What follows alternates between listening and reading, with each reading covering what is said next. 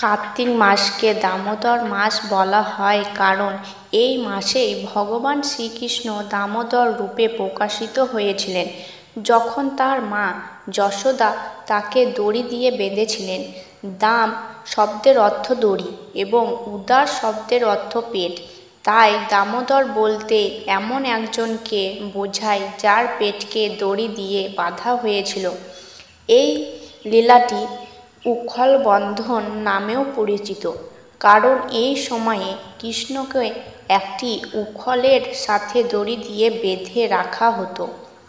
দামোদর মাসে কিছু নির্দিষ্ট কাজ করা উচিত, যেমন ভগবান দামোদরকে প্রদীপ নিবেদন করা, নিরামিষ আহার করা এবং ভাগবতের প্রথম স্কন্ধের দামবন্ধন লীলা পাঠ করা।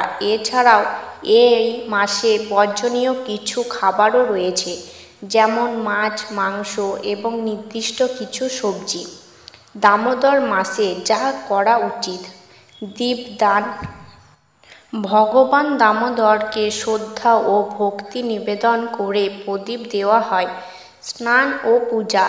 জল শঙ্খ ব্যবহার করে প্রতিদিন সকালে ভগবানকে স্নান করানো উচিত। নিরামিষ আহার। এই মাসে নিরামিষ খাবার খাওয়া উচিত। ভাগবত পাঠ। প্রতিদিন ভাগবতের প্রথম স্কন্ধের দামবন্ধন লীলা পাঠ করা ভালো। মথুরা মণ্ডল। কার্তিক মাসে মথুরা মণ্ডলে দামোদরের অর্চিত হলে তা বিশেষ ফলদায়ী হয়। দামোদর মাসে যা করা উচিত নয়: মাংস ও মাছ।